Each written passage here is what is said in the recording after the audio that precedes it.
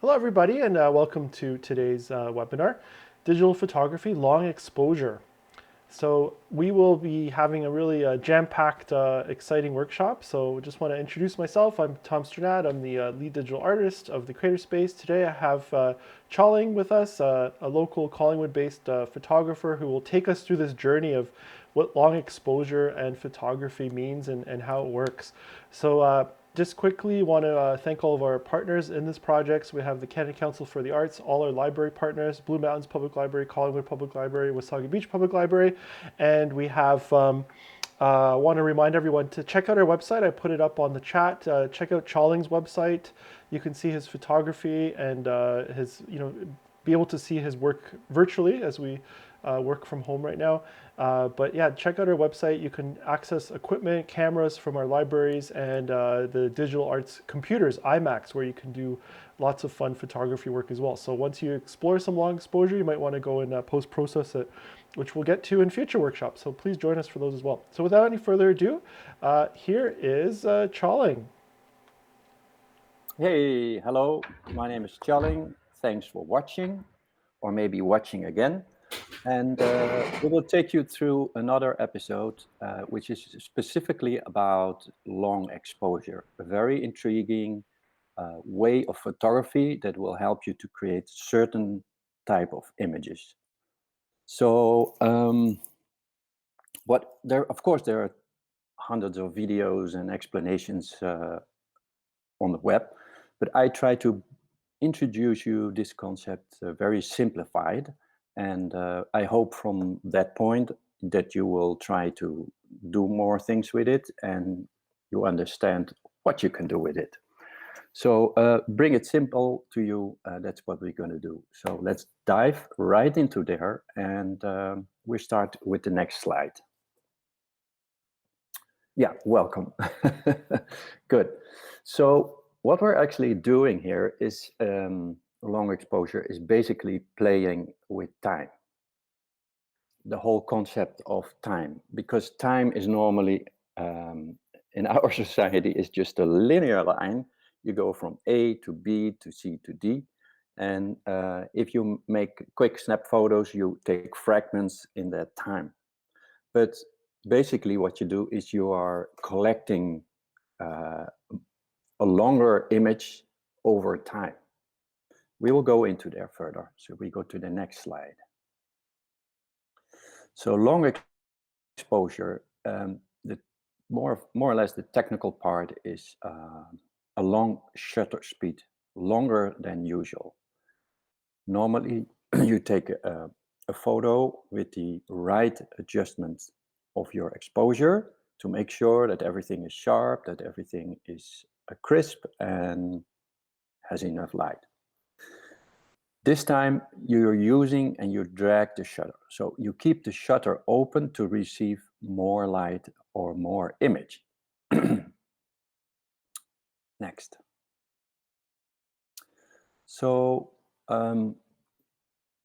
if you play with long exposure, you can have many different results. I assembled a lot of pictures for this slideshow to make sure that you get an understanding of how different is. So it can be used for blurring. So one of the first pictures you saw with the orange, that is blurred. It's an accumulation of a longer image into one shot. You can use it for night sky. So when you do stars and beautiful night skies, you can do it for sport, for time lapse.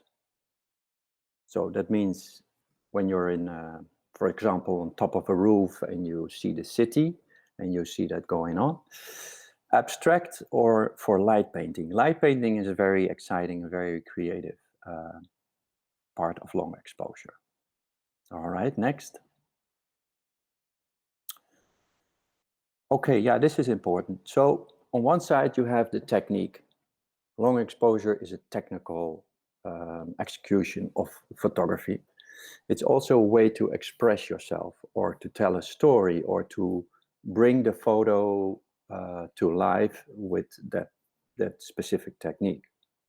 So in order to do it, you gotta play with it, and you gotta to kind of study it to understand when it works and when it doesn't work. There are people that are specialized in, for example, light painting. We will come back to that a little later. And they just make amazing, beautiful photos. And these photos, if you print them out and you hang them on your wall, it's a beautiful expression of your art. All right, next. So again, it's playing with time. A short shutter speed compared to a longer exposure of one image on the film or center, it stacks up.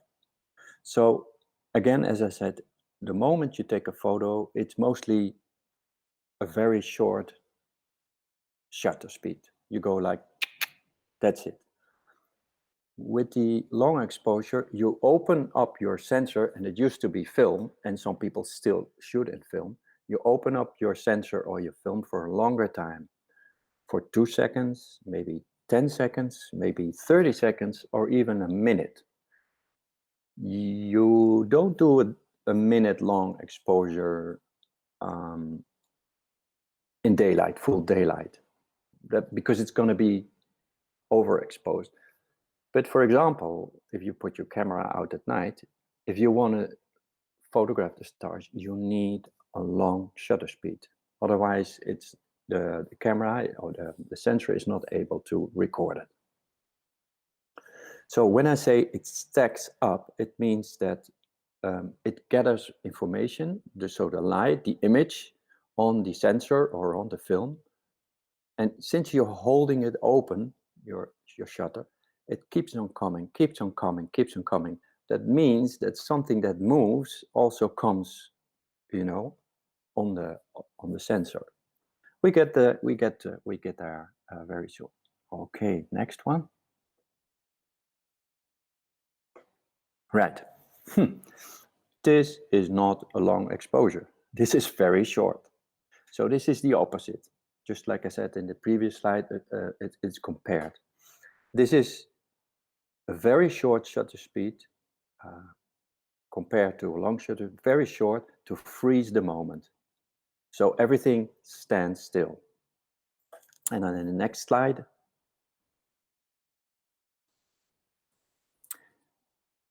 this is a longer exposure. So since this person is running, you don't need a very long shutter time. You don't need like 10 seconds. This was maybe 15th of a second, maybe a half second. But because he moves very fast, it's very easy to get that blur. These days, you have cameras with sensors. Well, I'm going to show you. With sensors, this is, for example, for an Olympus. Let's see. Yeah, this is the sensor.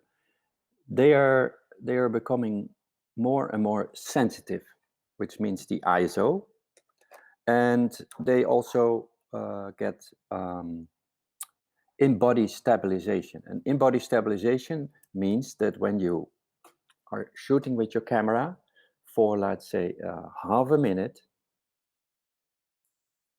for 30 seconds or a 15th of a seconds,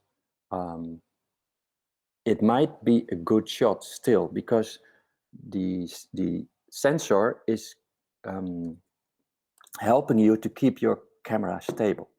It's really amazing what they do these days. And Olympus, I know Olympus started with it like 5 years ago or 6 years ago, and now Canon, Nikon, and Sony all have in-body stabilization, which really helps with getting your image longer exposed and still sharp. Good. Next slide. So shutter speed. I don't know if you remember, or otherwise I will introduce it to you now. I made a previous video about the manual settings. So you have the manual, the M from manual. you use manual to be more in control of your camera. So I did a whole session about it, and I hope that you will, I hope that you saw it or that you can go back to it. Because basically what we do is IAS. So I is ISO. It relates to the light sensitivity of a photo. So if you're of a higher ISO, let's say 1600 or 3200 or 6400, it gets more and more sensitive. But it comes also with a bit of a change in quality, more grain. If you let's say 100 ISO, there's almost no grain, but it's not as sensitive as 1600 or 6400.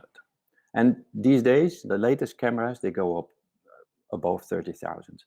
So quite amazing. Aperture relates to the depth of field. That means that if you have a very specific aperture, like 2.8, for example, and the camera, this is my laptop, but if it would be a camera, my nose would be sharp, my eyes would be sharp, but here it starts to get blurred. Or if you have like f22, everything, even the wall, would be kind of sharp. So that's what you play with. Shutter speed relates to motion and blur. So that's exactly what we're talking about. You can do only long exposure with shutter speed, not with ISO and not with aperture, although they help you to make it happen. All right, the next one. As I said, only shutter speed can create long exposure. This is very important because that's going to be your tool. That's how you drag the shutter. You short, longer, even up to 60 seconds. All right, next. So just to be clear, this is overexposure and not long exposure. So this is a photo that I made that was not a success because, well, you decide for yourself. But it's a whole different. If you put this on a tripod and you made this photo as a long exposure, it doesn't help you anything with it. So long exposure is not a wrong exposure. It's just the technique that you apply to how you're gonna make it. All right, the next one. Yes, Tom, yeah. So this is a correct long exposure. It's done very well. This is, for example, put it on a tripod. You take a long exposure for like maybe half a minute, maybe a minute. It's on a tripod, so all the rocks are beautifully sharp, but the water that moves isn't. But you get this soft, beautiful looking flow. And that's how you show movements. It's a way to show movements. So this is long exposure. Okay, the next. I'm constantly saying next because Tom is doing the slides as to save data and internet space, so it's sharper for you guys. Long exposure is a well-exposed image, not an overexposed image, and that's something you have to remember. All right, next. All right, through shutter speed you can play with exposure. So as I said, the normal exposure maybe 60s or 125 or maybe 1/500 of an shutter speed to 1/30. If you have an in-body stabilization, so that means you have like a mechanism that corrects your hands that shakes or the movements and makes it stable. A fantastic, really fantastic technique. That's normal exposure. If you start from a 25th of a second to 60 seconds long, you're talking about kind of a long exposure. Right, next one. So this is a shot I did in Magnettawan, Ontario. This is like 50 seconds. So I had my camera on a tripod I pressed the shutter. I made sure that I had I think I did first 30 seconds, or still too dark. Then I did 50 seconds, and then it was good. And I just clicked the shutter and walked away. And after 50 seconds, the camera snapped, and that was it. And then it takes a little time to get the image being prepared. So it's not that you can shoot constantly after 50 seconds. You have to wait a little bit. There's a little bit of a drag. Maybe the latest cameras are faster. It's very possible. With mine, is still, I think I still have to wait like 5 to 10 seconds before it's on my card and it's ready to see in the review. All right, the next one. So yeah, there are many applications that and I will go through that so you can understand what kind of things you can do with long exposure. The next one. So in sports you can use it for a lot of different things. And this is not a very long exposure, because I also used the camera to move, and the guy on the bike was very fast. But it is still considered kind of a long exposure. And what you get is a sense of speed.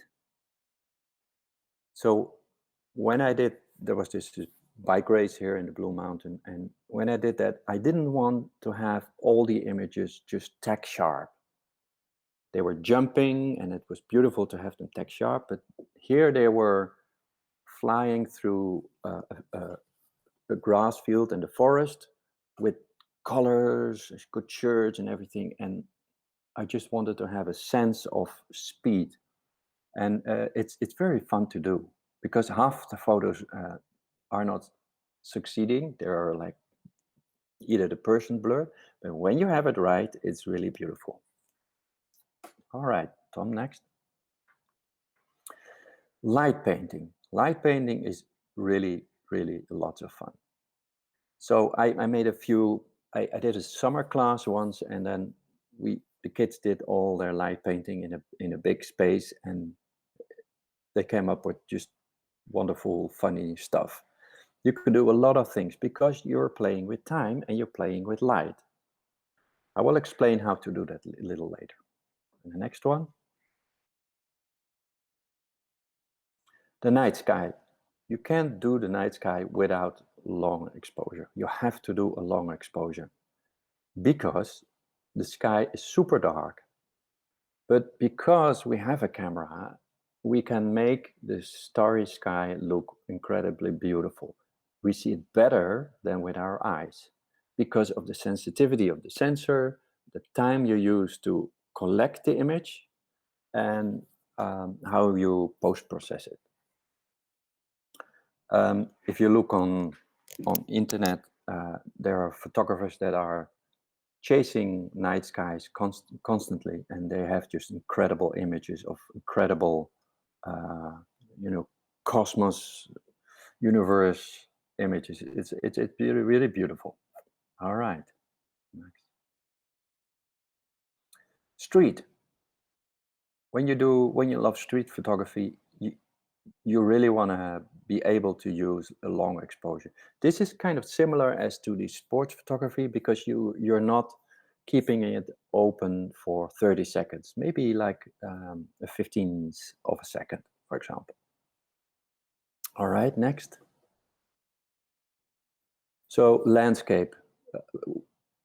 If you use it for landscape, you can get incredible, beautiful images, either of water or even clouds that come over in the time you have your shutter open. And it gives a whole different sense of time, and it makes it very fluid and kind of softer imaging. Beautiful things you can do with water and landscape. Absolutely. All right. So I say same but different. And what I mean with that is it's all about long exposure, but you have different subtle changes and techniques within that. So with sports photography, um, as I said, you can get a dramatic effect and expression of motion. That's how you use the long exposure. The relation, you can show the relation between fast and slow. So if you keep the shutter longer open, you definitely see who's going fast and what is not fast compared to the subject. It's the opposite of freezing an action, a sport action. Okay, the next one. This is an example what I was talking about. There's the green field, and somebody, um, I, I had to get him sharp, but I had to move the camera and I had to keep it open a bit. But now I give a sense of speed. All right. Next. What more to say? It's indeed a beautiful way to playing with time. Okay, next. So light painting, it gives you a dramatic effect and expression of motion. Also, it's freezing the light by adding motion to your film or your sensor. So basically, your sensor collects the data that's happening over a period of 5 seconds or 10 seconds or a minute. It's very colorful and has many, many possibilities.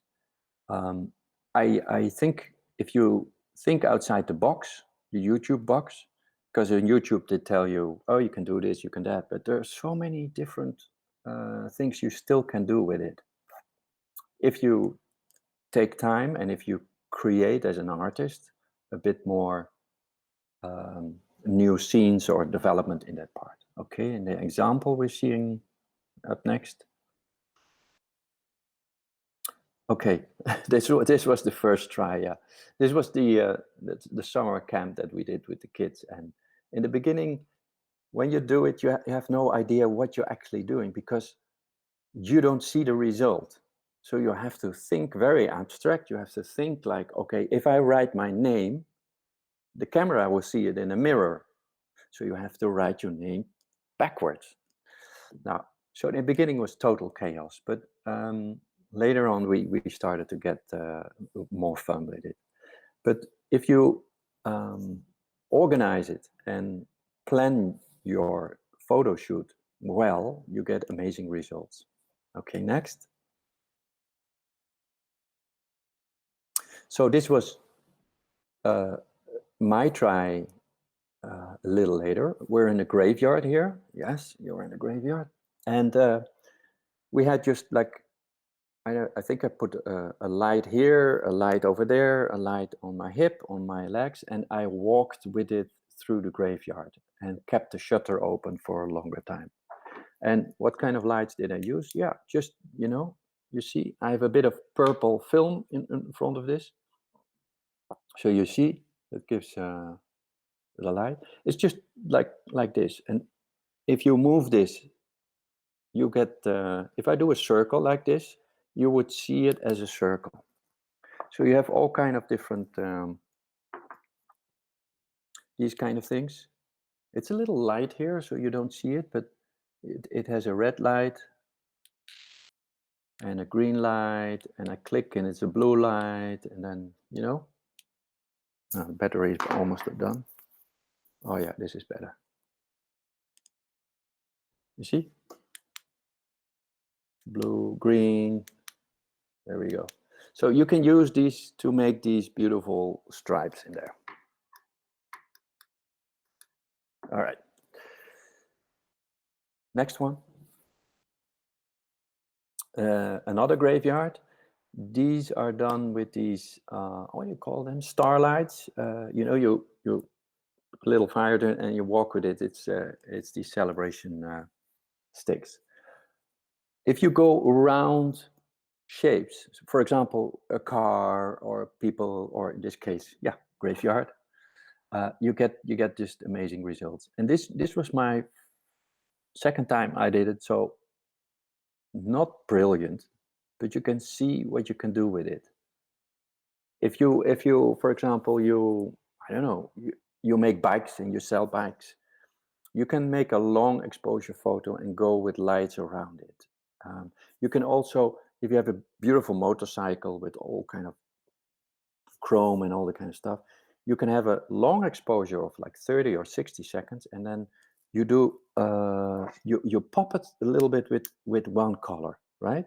And then maybe you use green and you use blue, and you just pop it here, pop it there, pop it there, pop it there, and you take another light and then you pop it. Meanwhile, on the image is starting to collect the green color and this and this and this, and you can start building up your image. All right, next. Yeah, this is one of the kids. That's what you can do. That's what I meant with going around shapes. So you follow the person and then you imagine the person has wings. Well, this was a first attempt, but can you imagine what you do after, I don't know, 10 times? It gets better and better. We'll see some examples for next. Yeah, here they did all kind of shapes, triangles, rounds, smiley face, angel, you see? All right. And even you know, a short flash with the light, as I said, like just 1 second, you do that on the wall. All right, next. So you can write. This was the third time they wrote it, because they wrote it first the other way around. Okay, next. So this gets a little more specialized. So if you look at the blue, the person with the blue background, I use this. So this is a light paint saber. So it's not the one from Darth Vader, but it comes close. You have a handle, you have buttons, you have a display, and then there are images on an SD card here. So what you do is you put it on, and then, for example, you can turn it around, right, like this. I'll make sure I don't hit my computer. But this is all LED, all LED. So you can have different colors, RGB, red, green, and blue. And then they mix it, and then you get different colors. And then they can pinpoint, or here's one, or, you know. And if you walk, you basically paint on your sensor as if you have like painting on a canvas, because the camera is open and still collecting. And it's especially in long exposure or bulb mode. I will tell you about it later. So let's say I open the camera and I come with this light, whoops, like this, and camera goes off again.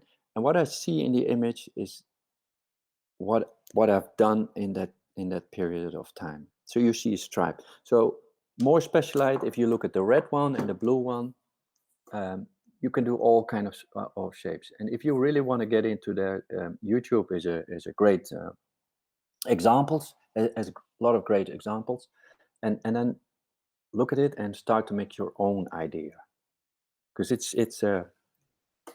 still new ground to work from and to invent from. The little round thing you see, that's what do you call it? Steel wall, and you put it in a little kind of bucket, and you put it on fire and you swing it around like that, and then the sparks fly up. But don't do it at home. You have to do it outside where it's not super dry and everything can burn down. Next slide. Night sky. Okay, as I told, you need long exposure for the night sky. Otherwise, you would get almost a dark picture. So it takes a while before the very tiny light of the stars will reach your sensor and be seen. you go up to 30 to 60 seconds. The more and the better the cameras get these days, the shorter it can be.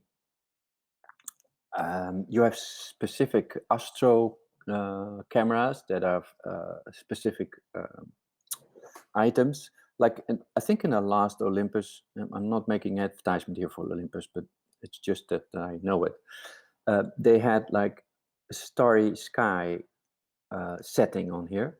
That means that it's out of focus goes to perfect to setting the stars perfectly sharp. And that's mostly the problem, because when you look at the stars and you look on the screen, you hardly see anything because it's too dark. So how do you make it really tack sharp? So all these kind of little tips and tricks. It shows what the eye can't see, and that's the secret. You use bulb mode and absolutely no shaking. Now, if you do longer than 60 seconds, you will see something, and I will see that in the next slide. Beautiful image. I think it's above the Dolomites in Italy. Long exposure. There's some light even on the mountains, but it's a beautiful image. If you see it in big, it's amazing. But the next slide is a bit of a close-up. Yeah, you can see that the dots are not perfectly round. It seems that they're a little longer. The reason for that is that he kept the camera open for longer than 30, 40 seconds. Then you can see that the Earth has been moving and that the stars actually starting to have a star trail. If you keep it open for, let's say, 3 minutes, you will see the stars as a little stripe, because the star is here, the Earth is here, and it turns, and the camera is on the Earth, and the stars will have a little trail. So it's best to keep it under the 60 seconds, otherwise you will see it. And it's more beautiful if it's just a dot than when it's a little pencil stripe. Okay, next one. Have a look at the next photo. All right, have a look at this photo.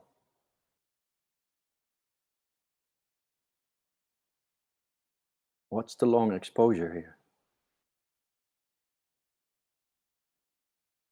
Now, this is a bit of a trick question, because what's going on? You can't photograph the moon with the short shutter speed because you won't see it. It's too dark. So you need to have a longer shutter speed for the moon. But the sea that you see below, the wave, is a very short shutter speed because it's frozen. I made it, I think, a 1,000th of a second, maybe even more. So the top part of the image is a long exposure from 50 seconds, and the bottom is like 1,000th of a second. So this is actually not possible. So what I did is one image and another image and put them together. And then it may look like you see it as a night shot, but it's not possible with the camera because you can't freeze the waves and at the same time make sure that you see the stars. So this is Photoshop work. I hope you guys got it. Next slide. Street photography. You create contrast if you use long exposure. You create the fast versus the slow.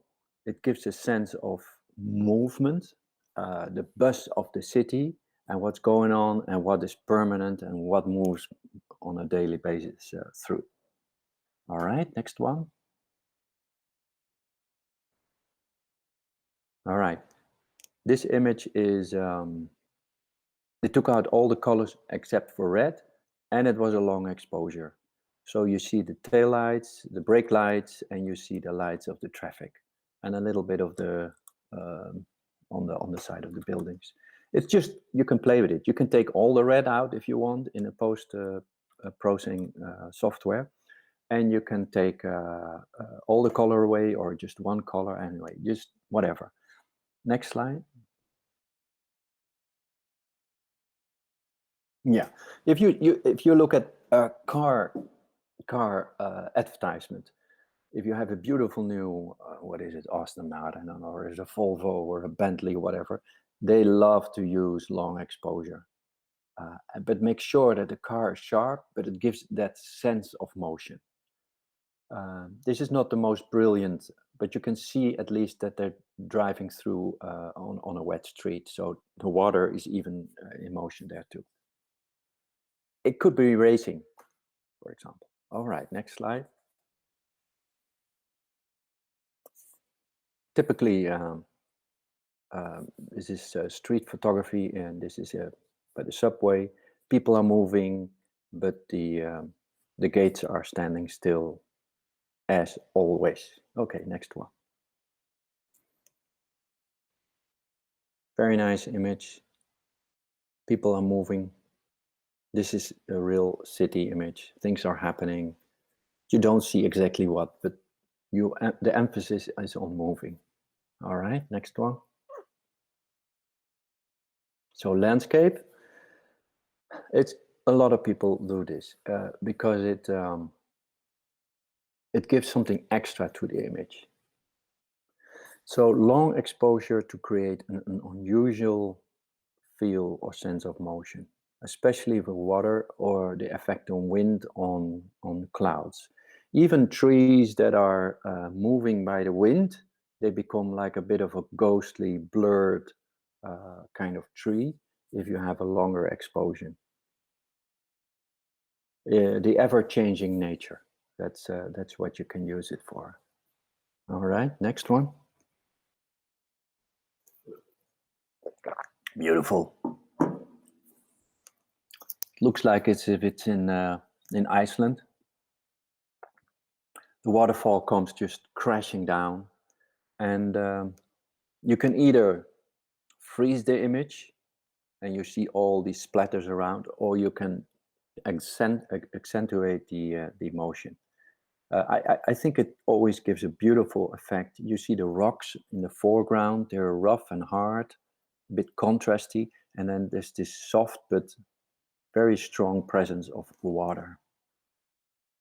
All right, next one. Yeah, I love this too. So here you can see the clouds, they are moving. You can see the shutter has been open for a while because the clouds move in a certain direction. And the sea, or is it a lake?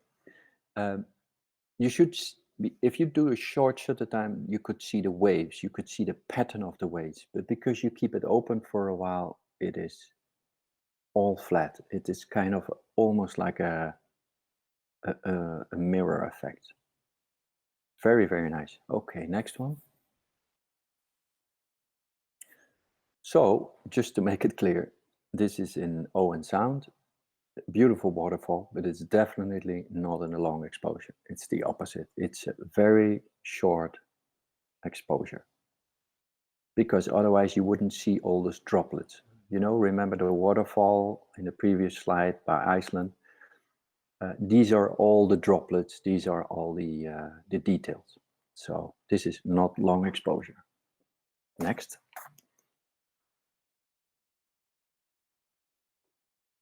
All right, so here's a little bit of advice. You can either watch this video later again, or you can make a screenshot of a couple of things that I'm going to tell you now.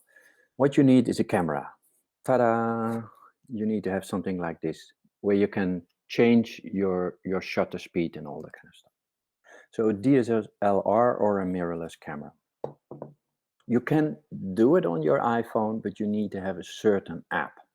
And I don't want to recommend any app. I don't want to make any advertisement, and you have to research that for yourself. What you also need is,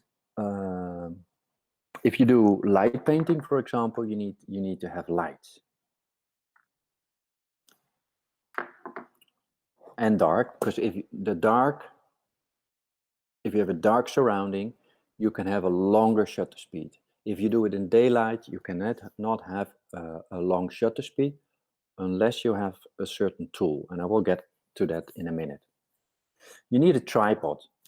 Oh my, that's very important, because otherwise it will be all kind of moving, and nobody can hold the camera for long.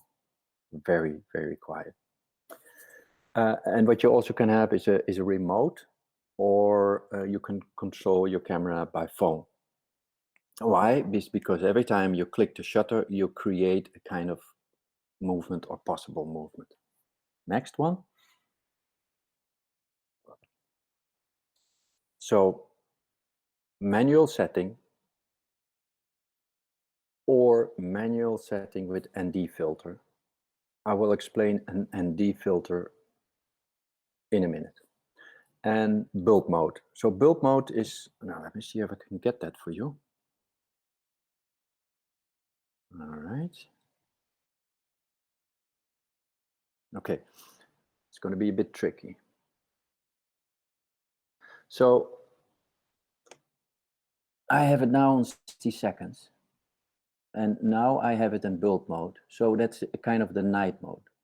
And now 60 seconds, and I go to, you see, I changed my shutter speed. But when it goes in bulb mode, the screen gets darker because you use bulb mode not in the daylight, but in the night. Okay, next one. So, for example, you can make a screenshot of this just to try it for yourself tonight. You use manual setting, so put it on M, manual setting. Shutter speed, you can take, for example, 2 seconds, and an aperture of 5.6 or 8, and ISO 800. Or you can take a little bit more. It depends a little bit on what camera. I cannot tell you the golden rule, you have to use this or this. You have to play with it, because every camera has a different sensitivity and different, if the lens is good or the lens is kind of limiting in allowing the lighting. It must be dark, or most dark.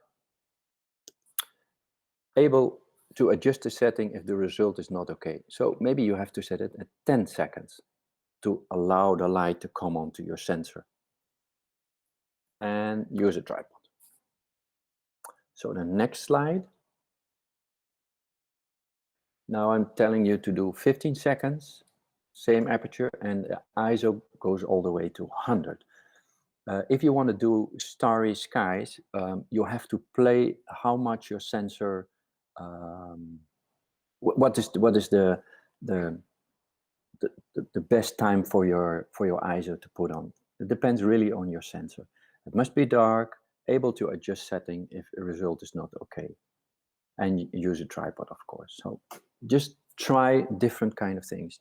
By playing with it, you will learn and you will understand. Okay, the next. Okay, if you have a natural density filter, that's an ND filter. That means that you can do long exposure in daylight, and that's interesting. But you need a filter for that. A filter comes on the front here, and mostly with kind of a bracket, and the filter is bigger. And each filter has a different scale of blocking light, but keeping colors and everything else perfect. They're not cheap. It's not like $5 or something. It's specifically made glass for blocking the light. It makes it look as if it's darker.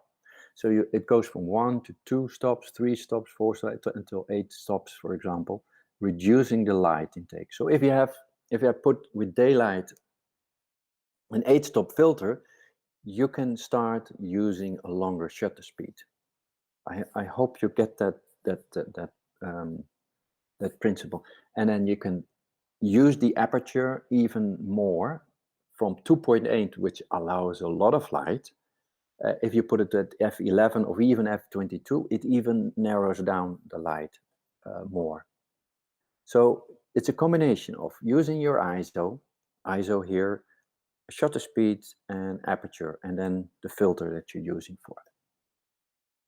The best is to look at some example images from people, artists who are using ND filters. All right, next. So the bulb mode is not only a long exposure, but it's the mode where when you put it on bulb mode, it collects the light all the time, but it doesn't overexpose it. So when it has the right exposure, it will just collect and don't get overexposed. So that means, imagine you have a canvas, a white canvas, and your light that you're using is like paint, and you do over the canvas a stripe or a half circle, and you do another half circle like this. It will record it and keep it a half circle. It doesn't change it anymore. It's just collecting 10 seconds, 30 seconds, or a minute. And it's kind of your canvas. So if you have a bulb mode, it's the best way to use it for light painting, for example. Otherwise, you have the live view, but then you can easily overexpose your own image. It's very handy for stars and firework photography because you see the build-up on your screen. Actually, you can see it happening on your screen. Okay, next.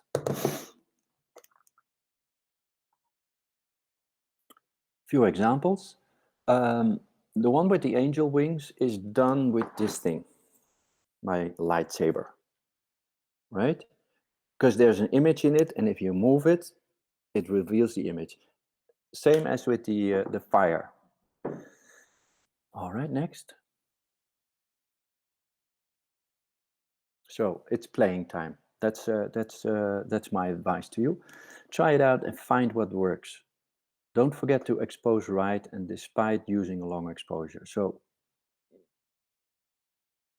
play with it and find out how the image comes out. And have a little patience, because when you make a longer exposure image, it has to write it on its SD card, and it takes a little time, so maybe like 5 or 10 seconds. There's no fixed rule. Each camera place setting is different. It's a great manual setting exercise, actually. Really fun. Have fun. Have fun, yeah. Next slide. Oh, we're already at the questions. No, that's very good, because we have 10 minutes left. So if you have any question, fire your question off. So we have a couple questions here. One of them, so you talked about the tripod. Someone was asking about that, so you addressed that already. So yeah, definitely, like you said, use tripods. Another question here, do you recommend long exposure when photographing food?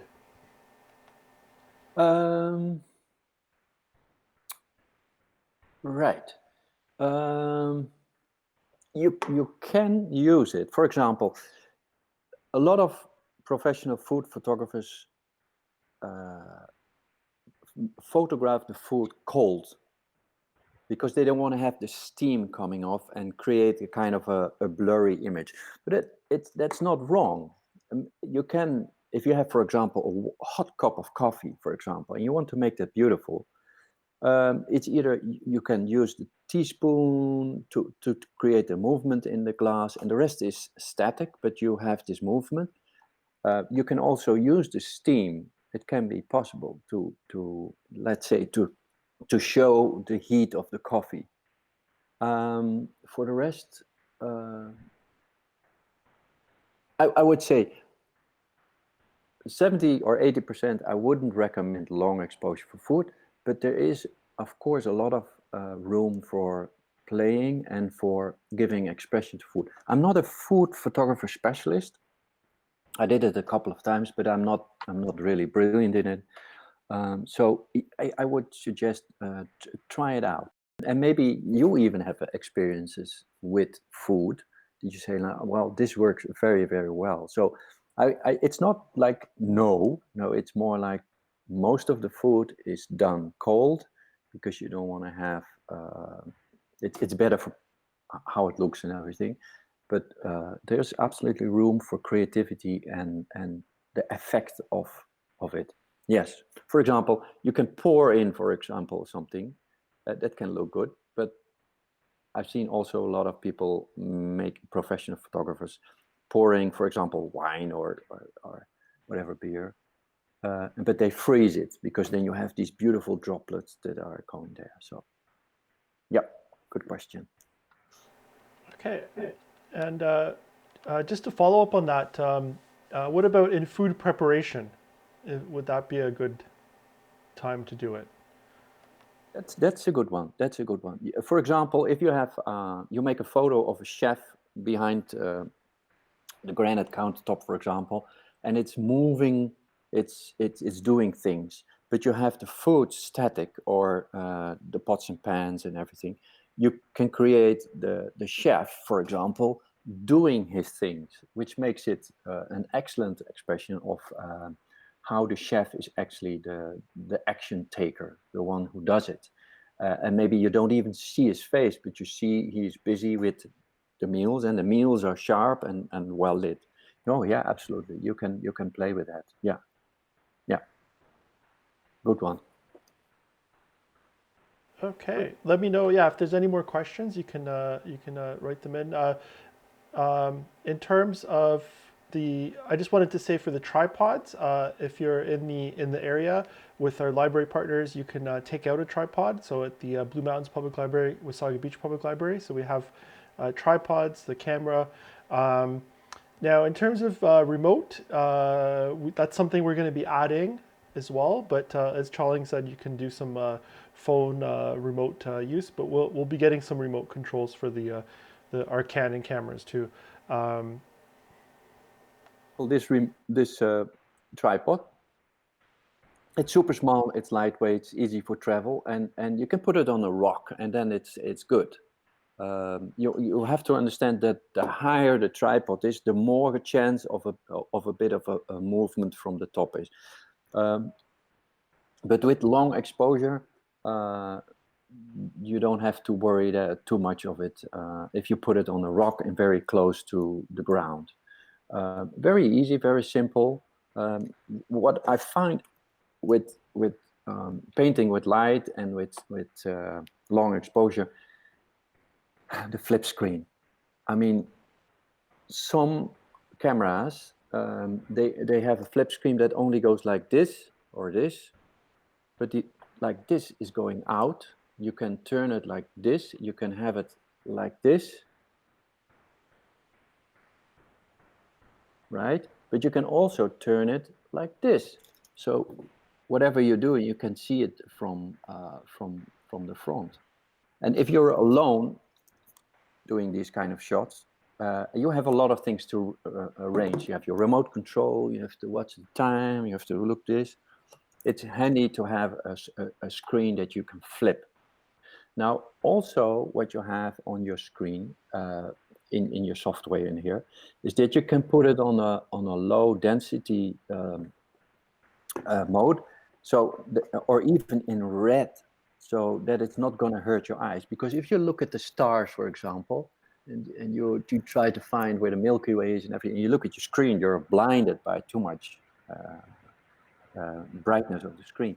If it's red and it's softer, you can still read it, but it's not picking out all your